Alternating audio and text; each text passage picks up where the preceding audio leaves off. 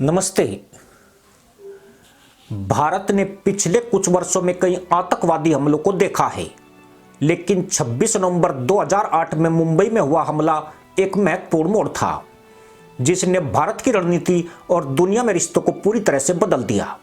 उसी का नतीजा है कि आज मोदी सरकार की कुशल कूटनीति ने पाकिस्तान के हाथ में कटोरा पकड़ा दिया है। सवाल यह भी जरूर उठता है कि भारत ने उस वक्त पाकिस्तान पर हमला क्यों नहीं किया। क्या यह मनमोहन सरकार का सही फैसला था, अथवा उसने पाकिस्तान को सबक सिखाने के उचित मौके को गंवा दिया था। 26/11 के मुंबई हमले से पहले भारत के पास पाकिस्तान के खिलाफ ज्यादा आक्रामक रणनीति नहीं थी। मदरसा मुल्क को अमेरिका समेत पश्चिमी देशों और चीन का खुले तौर पर समर्थन हासिल था। अमेरिका तालिबान के खिलाफ अफगानिस्तान में जंग में उलझा हुआ था और उसे लगातार पाकिस्तान की जरूरत पड़ रही थी। ऐसे में उसकी ओर से पाकिस्तान पर दबाव बनाना ज्यादा आसान काम नहीं था।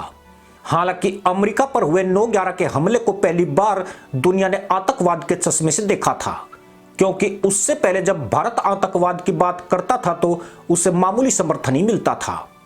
लेकिन मुंबई हमले के बाद दुनिया इस तथ्य को स्वीकार कर पाई कि भारत आतंकवाद का सबसे बड़ा पीड़ित है, और इसी घटना ने सिर्फ भारत में ही नहीं, दुनिया की नजर में पाकिस्तान को अपराधी बना दिया। जबकि इससे पहले 80 के दशक से ही भारत आतंकवाद का शिकार रहा था।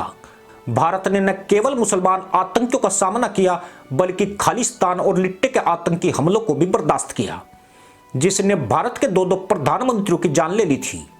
परंतु मुंबई हमले ने आतंकवाद के उस पर्दे को हटा दिया जिसके पीछे पाकिस्तान का चेहरा साफ साफ पूरी दुनिया को दिखाई दे गया।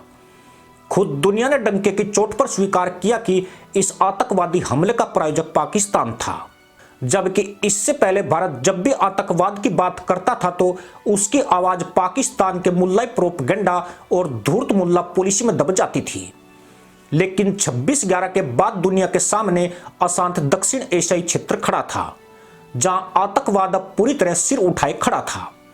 इससे यह भी साबित हुआ कि दुनिया भर में मुसलमान आतंकी बेखौफ और इतने स्वतंत्र हो गए हैं कि वे जहां चाहे हमला कर सकते हैं, और उनकी मुल्ला गर्दी को रोकने वाला कोई अवरोधक नहीं है।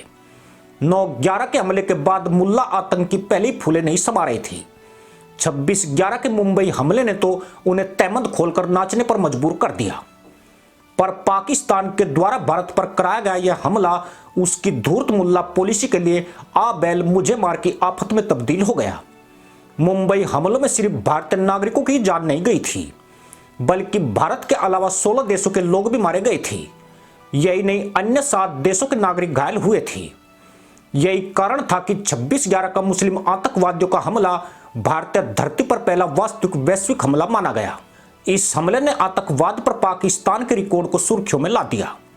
भारत अब सबूतों के साथ यह दिखाने में सक्षम था कि पाकिस्तान की आईएसआई और सेना भारत पर आतंकवादी हमलों की साजिश रच रही थी और उन्हें भारतीय भूभाग पर अंजाम दे रही थी। लिहाजा हाल के वर्षों में जब उरी, पठानकोट और पुलवामा में आतंकी हमले हुए तो नई दिल्ली के सामने पाकिस्तान को जिम्मेदार ठहराने में कोई भी मुश्किल नहीं आई। जो अमेरिका, पश्चिमी देश और यूरोप भारत में पाकिस्तानी आतंकवाद को सीरियस नहीं लेते थे, 26/11 के हमले के बाद उनकी सोच में बदलाव आ गया। इस हमले में 6 अमेरिकियों की मौत के साथ प्रत्येक G7 देश से कोई न कोई पीड़ित था। भारत को पश्चिमी दुनिया से जो सहानुभूति मिली उसके पीछे यह एक प्रमुख फैक्टर था। इसके अलावा यह हमला तब हुआ था जब नई दिल्ली और वाशिंगटन एक रणनीतिक बातचीत में शामिल थे। इस हमले से ठीक 1 महीने पहले ही भारत और अमेरिका ने परमाणु समझौते पर हस्ताक्षर किए थे। लिहाजा अमेरिका को अफगानिस्तान और पाकिस्तान के प्रति अपनी नीति में बदलाव करने के लिए मजबूर होना पड़ा, और 26/11 ने उसे भारत के काफी करीब ला दिया। लबोलुआब यह कि मुंबई हमलों ने पाकिस्तान के लिए बुश प्रशासन की सहानुभूति खो दी। तत्कालीन विदेश मंत्री कोंडीलीजा राइस ने पाकिस्तानी NSA महमूद दुर्रानी को बता दिया कि उनके पास पक्के सबूत है कि लश्कर और आईएसआई के बीच हमले के दौरान संपर्क थे।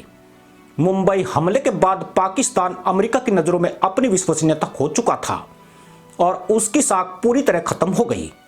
रही सही कसर एबटाबाद में ओसामा बिन लादेन के मारे जाने के बाद पूरी हो गई। इससे पूरी दुनिया को पता लग गया कि इस्लामिक आतंकवाद की सबसे बड़ी उपज और मंडी सिर्फ और सिर्फ पाकिस्तान है। पर बड़ा सवाल यही कि 26/11 के हमले के बाद भारत ने पाकिस्तान पर हमला क्यों नहीं किया। अगर इस पूरे वाक्य को देखा जाए तो भारत का यह डिसीजन पूरी तरह सही था। असल में उस वक्त सरकार के उच्चतम निर्णय निर्माताओं ने निष्कर्ष निकाला कि पाकिस्तान पर हमला करने की तुलना में उस पर हमला न करने से ज्यादा और दूरगामी लाभ प्राप्त किया जा सकता है। अगर भारत हमला करता तो आतंकवादी घटना का शोर जंग की आवाज में दब जाता और पाकिस्तान के गंभीर कृत्य की बात आई गई हो जाती, लेकिन हमला नहीं करने से भारत पाकिस्तान को अलग थलग करने में कामयाब हो गया।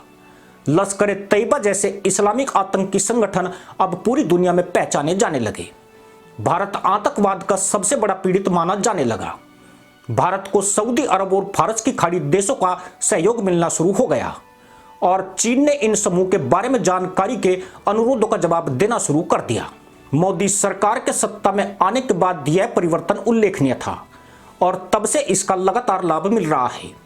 यही कारण है कि जब भारत ने 2016 में उरीकोट हमले के बाद पाकिस्तान पर सर्जिकल स्ट्राइक और 2019 में बालाकोट हवाई हमला किया तो भारत की कहीं से भी आलोचना नहीं की गई, और ऐसा इसलिए कि भारत ने 2008 में रणनीतिक संयम दिखाया था। इसी के साथ अनुमति दोस्तों, जय हिंद, वंदे मातरम।